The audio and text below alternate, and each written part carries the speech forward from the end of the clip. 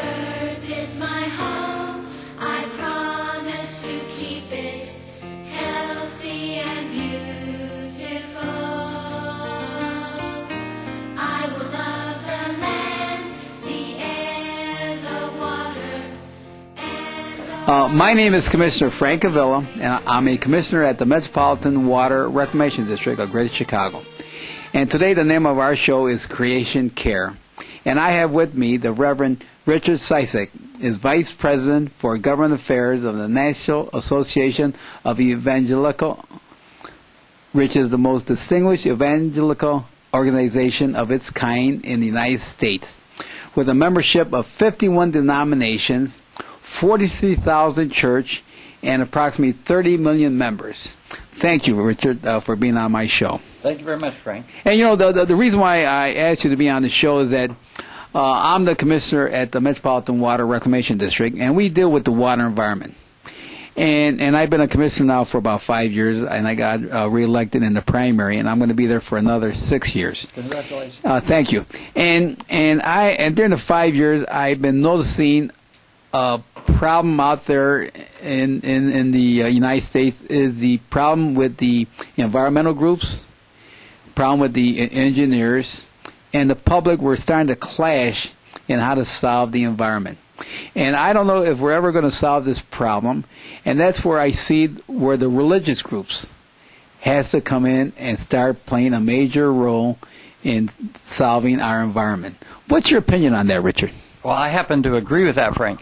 And thus, the NAE, that's how we're often described, that is the National Association of Evangelicals. We've adopted by our board, which represents 100 leaders from the NAE, this document which you have in front of you. We did it first in 2004, and then we did it again in 2007, and it's called For the Health of the Nation, an Evangelical Call to Civic Responsibility. And as you know, because we're going to talk about it, part of that civic responsibility, we say, is caring for God's creation.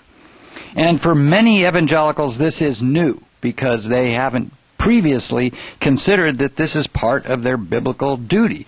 But this is what the association has said, and I'm out around the country speaking on this topic, and thus I'm here in Chicago.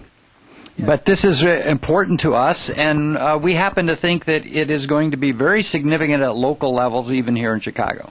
Yeah, you know, in your book, and I'm going to read the items that's in this book that you address. You address the basic for Christian civic engagement.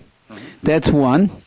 You address, as I turn the page, the principle of Christian political engagement. Yes. You have the structure of public life. You have the method of Christian civic engagement. You have, let's see if I have all of them. The next area is really the principles area. Okay, and so we have 7 principles. Principle of Christian political engagement, and you have 7 of them? Yes. And what are the 7? Well, they include, you can... Okay, here, I'll read it. We work to nurture family life and protect the children. Yes. Actually, the very first one is we work to protect religious freedom and liberty of conscience for all people, and, of course, family life and protect children. Number 3 is we say that we work to protect the sanctity of human life and safeguard its nature. We seek justice and compassion for the poor and vulnerable. That's number 4. Okay. Number 5 is we say we work to protect human rights. Number 6 is we seek peace and work to restrain violence. And last but not least, we labor to protect God's creation. And I think that's what you want to talk about. Yes, and because, yes, you're right, because we labor to protect God's creation, because for us to solve all of the first 6 that you just mentioned, we have to make sure that our planet is environmentally safe. because without a planet being environmentally safe, we won't be around. We won't be around. That's Yes, right. and we do have a big problem nowadays. Yeah. We have a problem of, I just got back from Alaska. We had a conference in Anchorage, Alaska, and it's with the National Association of Clean Water Agency. It's all the wastewater agencies throughout the United States talking how we could help climate change. And we came to a solution that we have to work with other groups. And I made a recommendation that we have to work outside of the box. And we have to find religious groups that we could work with to solve our problem, because we cannot do it ourselves. And we cannot keep on doing the same thing for the next 40 years if it hasn't worked. Right. So we have to find a group like yours, and we would like to work with your group. Thank you. So what's your feeling on how can a religious group help solve this problem? Climate change. Climate change, yes. Well, actually, Frank, we went as some of the leaders of NAE last summer to Alaska, too. Visited some of the same places you did, such as Exit Glacier near Anchorage, to look at the impacts of the melting glaciers. We also went to an island off Alaska called Shishmaref to see that the island's people, the Inupiaq Indians, are actually in danger of losing their entire island to rising sea levels and melting ice. So we know that these impacts there in Alaska are like an early warning system to what is going to happen in the rest of the United States. Not unlike during the Cold War, the United States had its satellites and many of its early warning systems positioned up in Alaska to warn us in the event of an attack. Well, that was then. This is now. The threat today is not so much, in my opinion, the threat of nuclear holocaust as much as it is the threat to the biosphere and the very earth that we have been challenged by God, which is what we say in our document, to protect. Because in the book of Genesis, we're told that we are to care and protect the earth. And we have dominion over the fish of the sea, the birds of the air, and all living things, but we have to care and protect this earth. And what we say in this document, which is, I think, the first time an organization of the size of NAE has ever put it, we say that human beings have responsibility for creation in a variety of ways. We urge believers to shape their personal lives in creation-friendly ways, practicing effective recycling, conserving resources, and experiencing the joy of contact with nature. We also urge government, and this may be where you get involved more, we urge government to encourage fuel efficiency, reduce pollution, encourage sustainable use of our natural resources, and provide for the proper care of wildlife and their natural habitats. And this has provoked a great deal of controversy in our movement, but the reality is that almost everybody agrees that because clean air, pure water, and adequate resources are crucial to public health and civic order, government has an obligation to protect its citizens from the effects of environmental degradation. So that's what our document says. And I agree with you. And in Anchorage, when we had our conference in Anchorage, we were in the water environment. Yeah. And we have to deal with the government, and they pass rules and regulations. And they have amended the Air Act, the Clean Air Act. They have amended that act. On the oil spill of Valdez, when they had the oil spill, they came up with a regulation on oil spills. But they haven't changed the Clean Water Act. They haven't amended that. And in the last 20, 30 years, now our water improvement has stayed stagnant. I see. Has stayed stagnant. So we feel that for us to make a change in the government, we cannot do it alone. We cannot do it alone. You join forces with a scientist to make the public aware of what's going on with the climate change and global warming. But once you identify the problem, there's a solution to it. But who do you come for that solution, you come to the engineers to solve the problem. And this is where our association comes in. Great. And we feel that we have to work with groups like you to go to Washington to try and make an amendment to the Clean Water Act so we could start improving our waterways. And that's why when I was reading that you were going to come to Chicago to give a talk at the Loyola University Museum of Art, because they're doing their part also. There you have the art exhibit. Yes. Where I'm an engineer, you're a religious person. Loyola University Museum of Art is art. You know, everything comes together. By the way, one of the principles that I teach our people in our churches is that there are two realities you have to keep in mind. One, the natural resources are finite. They are not infinite. They are finite. And secondly, everything is connected.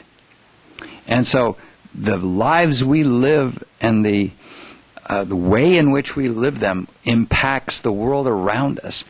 And a lot of people don't see it. And so I tell people that, well, that sense, well, when you don't see the impacts, it's a kind of spatial systems disability. Spatial systems disability, it means, well, out of sight, out of mind. If I don't see the impacts, as climate change has, from the United States, for example, we are 4.5% of the world's population, but we are 25% of the world's greenhouse gas emissions. Well, we can't pretend that we aren't having an impact on the rest of the world. But people live their lives as if they don't have an impact, and I call that a kind of spatial systems disability. If they don't see it, they don't think it's happening. So our job as religious leaders is to help people get over that kind of thinking. Get over that kind of thinking that thinks, well, our natural resources, we've had plentiful, bountiful resources in this country for hundreds of years, but that doesn't mean we'll always have them. And secondly, like I said, everything is connected. So our behavior, your behavior, my behavior, it impacts the world around me. And finally, I would say, I also say that I don't own this earth. The Scriptures teach that God still owns it. And He is the one, ultimately, that I am accountable to in the way I behave. And so a lot of people live by an ethic that says, well, I will take from the earth, I will use it and abuse it, and then I will waste. So it says, I take from the earth, I make things, and I waste. That's called take, make, waste. And what we really need to live by is a different ethic entirely that says, you see, I am going to use, borrow, and return. So I take, but I don't waste. And so it's an entirely different ethic when you consider that you are to give back to the earth the resources that God has given us in a condition as good as or better than it was given to us. Yeah, you know, that's why we, as a person or people living in the United States, we have to change the way we live. Right. Here in the Chicagoland area, about a month ago, there was articles in the paper about pharmaceutical drugs in our waterways and in our water supply. In Washington, D.C. And they say, what are some of the solutions? Well, you know, the solution is that, well, how does the pharmaceutical drugs get in our water supply? It's because of us, the way we take care of our health. If we stay healthy and take less pharmaceutical drugs, then less will go into our water supply. But how do we do this here? The U.S. EPA could pinpoint the point source of the pollutants, like us, the wastewater industry. Point source pollution. Point source pollution. But no one is watching the non-point solution. Right. And what has a non-point solution caused? It caused a dead zone in the Gulf of Mexico. Because let's explain. Here in Cook County, I'm the commissioner at the Metropolitan Water Reclamation District of Greater Chicago. When we treat wastewater, and after treatment, we discharge our effluent into our channels. From our channels, it goes into the Illinois River, into the Des Plaines River. From the Des Plaines River, it goes into the Illinois River. From the Illinois River, it goes into the Mississippi. And from the Mississippi, it goes into the Gulf of Mexico. So we're a point source. Yes. So when we treat it, we make sure that our effluent is treated properly. But as it travels, as I mentioned, we have all the non-point source, and we're the fertilizer, the herbicides, pesticides coming in from non-point source. That is the major cause of what's occurring at the end of the Mississippi and the Gulf of Mexico, no aquatic life.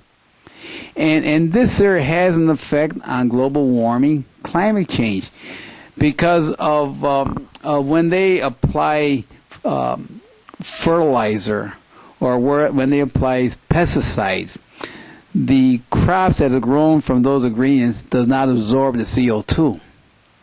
But if we go back the way we used to farm, organic farming, the crops or the plants that is grown by just or manure takes in the CO2, and it's helping the climate change. So we have to change the way we grow our crops. We have to change the way we live. As I mentioned, pharmaceutical drugs, we have to be more healthy. And how do we stay more healthy? We have to maybe eat proper food, make sure that our kids are eating substantial in school, because they say they made a study that our school children are the most obese kids in the world. There, so everything has an effect, a direct effect. Everything is connected. Everything is connected. So that's why when I heard of your group, now how are you having a difficult time in preaching about the environment in your community, in your religious community? Well, at first, Frank, there were those who, in the religious right, they called for my head on a platter. You know, sort of like John the Baptist, they wanted to remove it from my shoulders.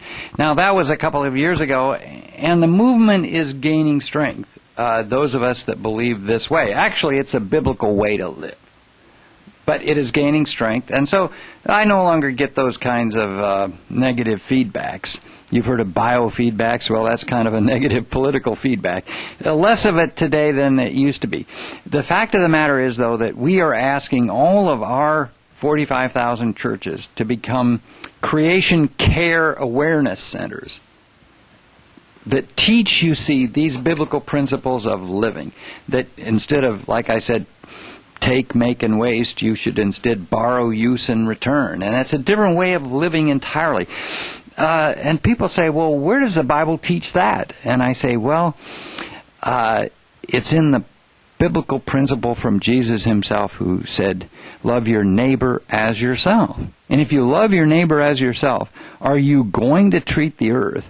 Are you going to treat the water the way you would if, well, you didn't love your neighbor? Well, the fact of the matter is, frankly, we've been, some people say, drowning our neighbors as opposed to loving our neighbors. What do I mean by that? Well, when climate change, as we know it does, is melting the polar ice caps, those poor Inupiaq Indians on the island of Shishmaref that they've lived there for 400 years on are being forced to leave. And they're not the only ones. There are hundreds, even thousands of similar such groups of people, Inupiaqs, Inuits, and others in northern regions who are being forced to leave. And so I say we're not loving our neighbor by our behavior, we're actually drowning our neighbor. And so, look, these are very serious issues, and we've got to learn to begin to address them and work together. And you talk about collaboration. Yes. You say you need the engineers, you need the social scientists, you need the politicians, you're a commissioner, that means you have a position of influence. We are all going to have to work together. Some of us are going to have to, because we've never done this before, do what a Harvard professor by the name of Robert Putnam says, bridge outward. In other words, we're going to have to bridge outward and think in new ways, out of the box kind of thinking about how we might collaborate together to solve these problems. And frankly, I think that that's what religious people should be doing, helping solve problems. So I put it this way, sometimes it's more important to make a difference and to do it, as we say there, with humility and civility. Humility and civility. It's more important to make a difference than it is just to make a statement. You know, some people, they just want to stand up and make a statement, and well, we all hear them, but we don't see those people often working for solutions. So I say, let's make a difference, because I think that's what the world needs. And frankly, if you believe, Frank, that God owns it, I say that when you die, God is not going to ask you how He created this earth. Mind you, millions of people have spent decades arguing with scientists over how it was done. You know, whether it was by evolution or creation. God isn't going to ask you because He already has the answer to that question. He is instead going to ask, what did you do with what I created? Yes. Not how did I do it, He knows. But what did you do with what I created? And of course, I happen to think the Bible is a book about sustainability. It's, well, what is sustainability? Sustainability is when things don't go extinct.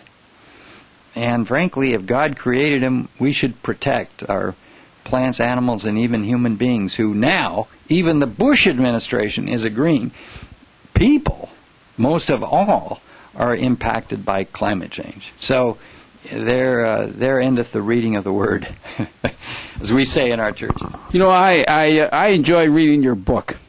And on page 9, you mention, when we as Christians engage in political activity, we must maintain our integrity and keep our political values intact.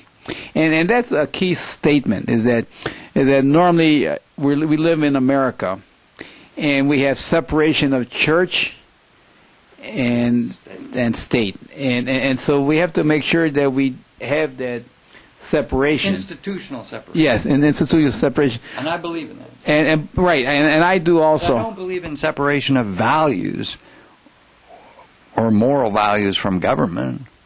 And I believe that we want public officials to act with integrity. We want our political process to be characterized as well, you see, not by lobbyists and others who game the system, you know, scam it for their own personal private benefit, but we want the public good to be served by everybody. Yeah.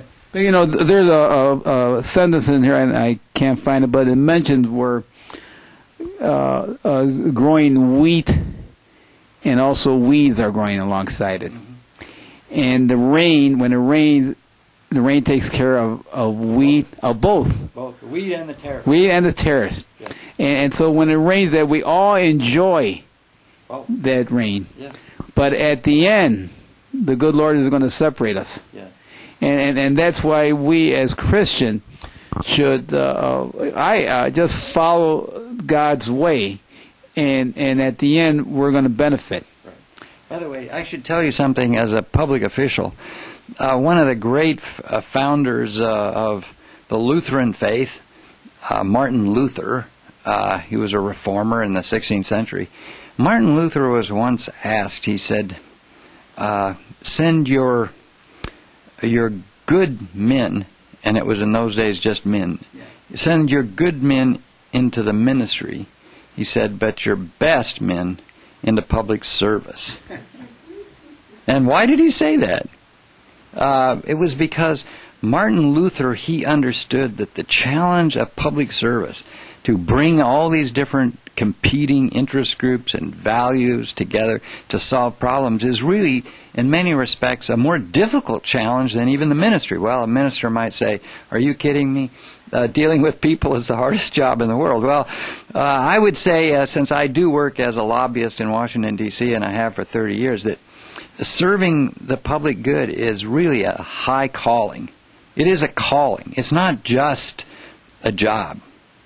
But I believe that God calls some people to public service, to do what is in the common interest of everyone, and it's a very high calling. And He gives us these kinds of interests and desires and heartfelt concerns, and when you go, as you have to Alaska, and as you serve in this position to try and do what is right by not just your constituents, but also by the creation. Actually, we call it creation. We don't use the earth metaphor. We use the creation metaphor. When you do what is right by creation, you're doing what is right by God. And you know, in your lecture tonight at the Loyola University Museum of Art in Chicago, you mentioned the Methodist Church. You mentioned John Wesley.